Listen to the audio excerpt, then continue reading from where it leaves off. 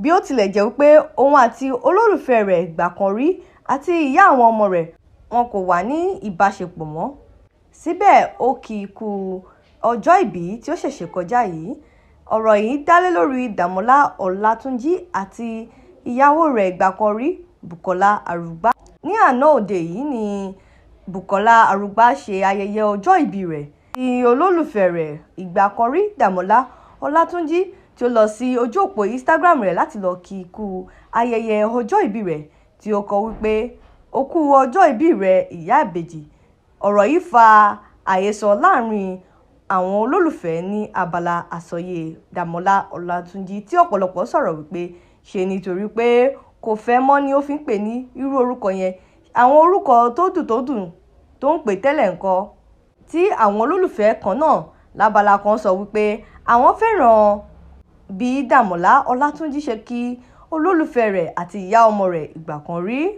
Awero TV ròyìn wípé gbajúgbajà òṣèré Nollywood Yorùbá Bukola Arugba ṣe ayẹyẹ ọjọ́ ìbí rẹ̀ lánàá tí ó sì tún ṣe àjọyọ̀ nípa ìgbéyàwó rẹ̀ tí ó túká.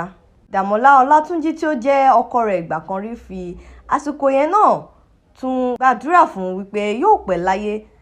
Bákan náà ìròyìn sọ wípé nígbà tí Bukola Arugba ṣàlàyé lórí ẹ̀rọ Instagram wípé òun kò fẹ́ Damola Olatunji, ìyàlẹ́nu ló jẹ́ fún àwọn olólùfẹ́ wọn nígbà tí ó sọ̀rọ̀ náà. Fọ̀kàntẹ́lẹ̀ rí àwọn olólùfẹ́ méjì yìí kò fẹ́ra wọn, ṣùgbọ́n ọmọ ni wọ́n jẹra wọn. Ìdí tí àwọn olólùfẹ́ méjì fi fira wọn sílẹ̀ ti ní àkọsílẹ̀ rárá.